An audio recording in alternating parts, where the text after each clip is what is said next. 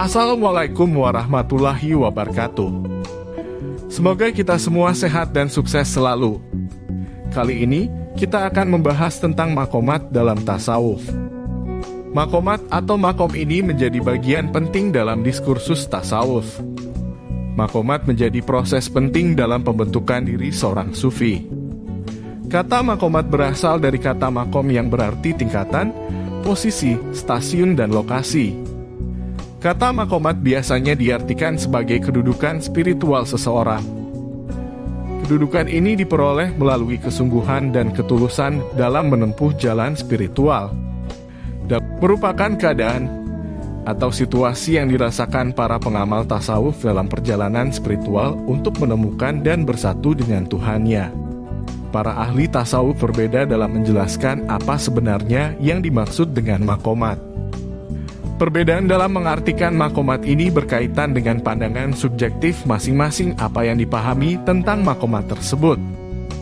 Menurut Al-Qushairi, makomat adalah merupakan tahapan adab seseorang dalam upaya wusul kepada Allah, dengan berbagai upaya yang dilakukan untuk menemukan suatu yang dicari.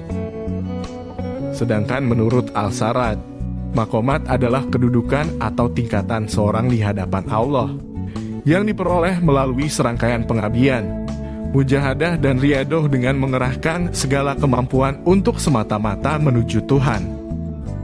Berdasarkan penjelasan yang dikemukakan ahli tasawuf, dapat disederhanakan bahwa makomat merupakan tangga-tangga yang harus dilalui para peminat tasawuf untuk sampai pada tingkatan sufi. Tangga-tangga yang dimaksudkan merupakan sesuatu hal yang mutlak dilalui seorang sufi dalam upaya mencapai tingkat kesufian. Tangga-tangga untuk sampai pada menjadi sufi. Para ahli tasawuf berbeda dalam menentukan tangga-tangga mana yang harus didahulukan dan dari mana harus dimulai.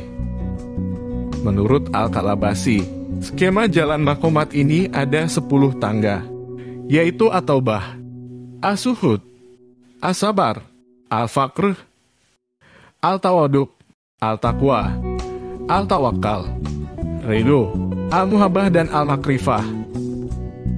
Angka tangga yang berbeda juga dikemukakan Al-Ghazali. Menurutnya, ada 8 tangga, yaitu At-Taubah, As-Sabar, Al-Faqir, As-Suhud, At-Tawakkal, Al-Mahabbah, Al-Makrifah, dan Ar-Ridho. Berbeda lagi, Atusi menyederhanakan ada 7 tangga untuk mencapai tingkat sufi, yaitu At-Taubah, Al-Warak, As-Suhud, Al-Faqir, Sesabar, At-Tawakkal, dan Ar-Ridho. Terlepas dari perbedaan klasifikasi makomat yang disebutkan para ahli tasawuf, berikut ini akan dijelaskan beberapa tangga yang umumnya diakui para sufi sebagai upaya jalan untuk menumbuhkan dan mewujudkan pencapaian prestasi ketuhanan. Pertama, At-Taubah. At-Taubah atau taubat secara literal berarti kembali. Secara lebih luas, taubat diartikan sebagai bentuk dari perbuatan yang tidak akan mengulangi kembali segala bentuk hal yang tidak terpuji. Fase ini penting karena untuk sampai ke tingkat sufi harus terlebih dahulu membersihkan diri dari segala bentuk dosa dengan bertaubat dengan sebenarnya. Taubat tidak hanya dapat dilakukan sekali saja, tetapi justru dilakukan berulang-ulang. Bahkan tidak berhenti-henti dalam sepanjang kehidupan para pengamal tasawuf. Kedua, Al-Warak. Kata Al-Warak berarti menghindarkan diri atau menjauhkan diri dari segala bentuk perilaku yang sia-sia. Secara lebih teknis, warak ini merupakan bentuk perilaku yang meninggalkan segala hal yang tidak bermanfaat, baik dari segi ucapan, penglihatan, pendengaran, perbuatan, dan segala bentuk aktivitas yang sia-sia. Seorang sufi tidak boleh hidup dengan sembarang, melainkan ia harus menjaga tingkah lakunya dan berhati-hati terhadap segala bentuk perbuatan yang subhut. Ketiga, As-Suhud. Kata As-Suhud berasal dari kata suhud dari akar kata sahada yusahadu, berarti meninggalkan atau tidak menyukai.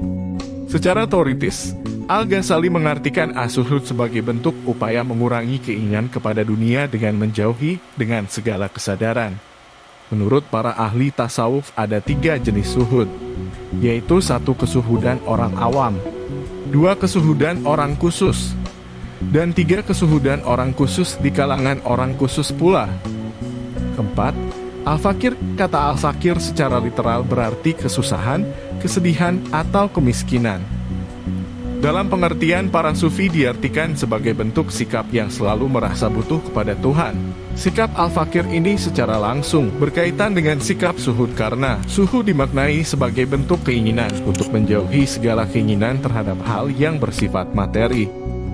Al-fakir berarti mengosongkan hati dari ikatan dan keinginan terhadap apa saja selain dari Tuhan dengan menempatkan kebutuhan hanya kepada Tuhan. Kelima, asabar. Kata asabar berasal dari kata sabar yasbiru yang berarti menahan atau tabah hati. Secara teknis sabar ini dimaknai sebagai bentuk upaya menahan jiwa dari segala hal yang tidak disukai, baik itu dalam bentuk kesenangan atau larangan untuk mendapat ridho Tuhan. Dalam tasawuf, al-sabar diartikan sebagai upaya untuk menjaga adab terhadap musibah yang menimpa diri dengan sikap tabah dalam menjalankan perintah Tuhan dan menjauhi segala bentuk larangannya. Keenam, al-tawakal. Kata al-tawakal berasal dari kata wakala yang berarti menyerahkan, mempercayakan, atau mewakilkan urusan kepada orang lain. Dalam tasawuf, al-tawakal dimaknai sebagai bentuk wasilah yang menghubungkan untuk memalingkan dan mensucikan hati supaya tidak terikat untuk memikirkan keduniaan saja, serta apa saja selain Tuhan. Al-tawakal dimaknai pada hal yang fatalis dengan menggantungkan segala sesuatu pada takdir dan kehendak Tuhan.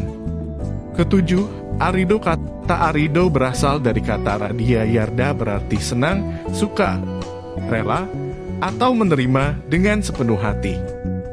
Ridho diartikan sebagai bentuk penerimaan dengan senang hati atas segala yang diberikan Tuhan, baik berupa peraturan dan ketentuan yang ditetapkan Tuhan.